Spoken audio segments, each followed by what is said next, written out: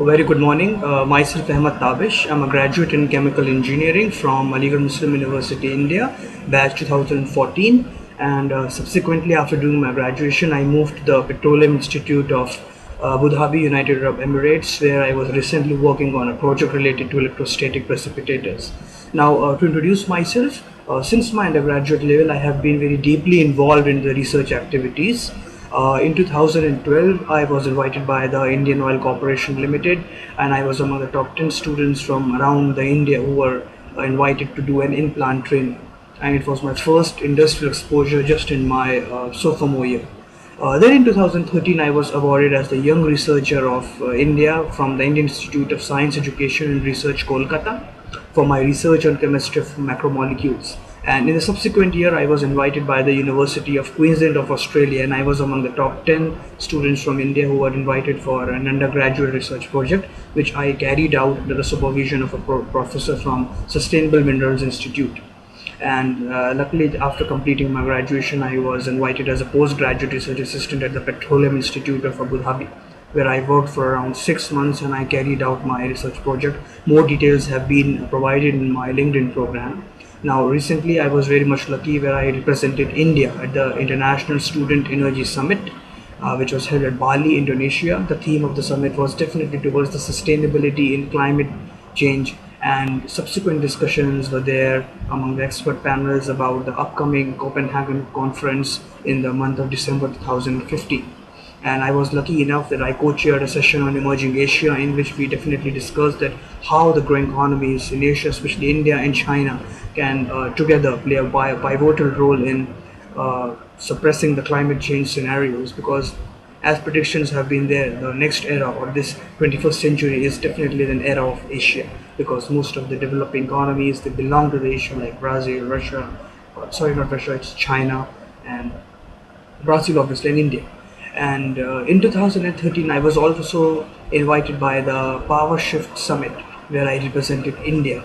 Now, Power Shift was one of the biggest climate summit in the history of Australia, and there basically the movement was going on where we criticized a lot of policies which are going on in Australia regarding the carbon footprint. I mean, burning of a lot of coals, and even today, this organization is working towards curbing the pollution. And I was lucky enough that I was the only delegate from India who was invited to the Power Shift Summit 2013. Now, talking about the Gastech program of the Gastech student program, which is going to be held in Singapore, I think this is a very promising platform for especially those students who never get an opportunity to get an exposure to the industry. And this year we are lucky enough that the Gastech has chosen Singapore as its source, which is, I think, definitely the hub of Southeast Asia, and it is one of the fastest growing economies and largest economies, especially with its energy sector contributing around 5% of its GDP. Now, when we talk about the Gastech program, how it can be useful to the students, the most important aspect of the Gastech program is that it gives an opportunity to the young students, or maybe the young students like me who are in their postgraduate or undergraduate research, an exposure to interact with the industry leaders. They get to know the various innovations, the new technologies which are going on or which are taking place in the sector of LNG, or the natural gas, or the oil. So I believe this program definitely gives a platform to the young students, young engineers, that they can come, they can directly interact with their potential employers, and can even get an opportunity to get recruited in some of the good companies. Now, talking about the future of natural gas or LNG, which is its subsidiary form, the difference only being it is in much more compressed form so that it can be transported through the pipelines. I believe the next 20 years or 25 years, they are era of natural gas. We all know that how much pressure today it is there on the fossil fuels. Considering this pressure, we definitely see natural gas not only as a transition fuel, but I think it's a destination fuel.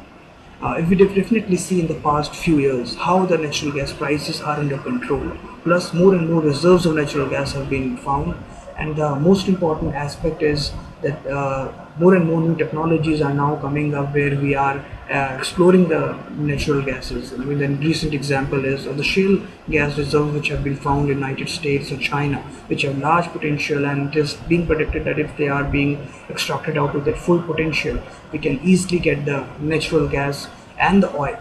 And the best positive point which is associated with the use of natural gas is definitely the less carbon emissions which it has as compared to the oil or the gas or the coal. So in this way, natural gas, whenever we talk about natural gas, three, four words can come into our mind. First is it is abundant. Second is obviously it is cheap. It has less emissions, and new technologies and innovations. I mean, the big companies like Total or the Shell, or in India, if we talk about ONGC, they have a lot of projects going on where they are trying to harness the efficiency of the natural gas. And in the next 20-25 years, I mean, in the report which is being given out by a company called Shell, they have predicted that the use of the natural gas will be at its peak, with countries like United States and China will be using to the most level potential.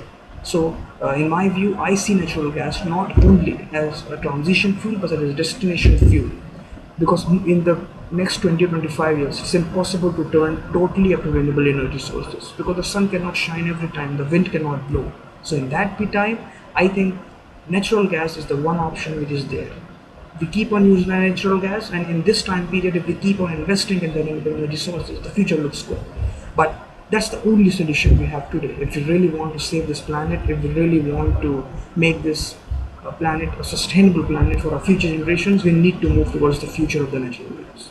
And given my past exposure of representing India at various international forums and carrying out my research in the oil and gas sector, and my research recently at the Abu Dhabi, as I mentioned, in the Petroleum Institute about the electrostatic precipitators, I feel that if I get an opportunity to be at the Gastech program, I can definitely share my research which I have done.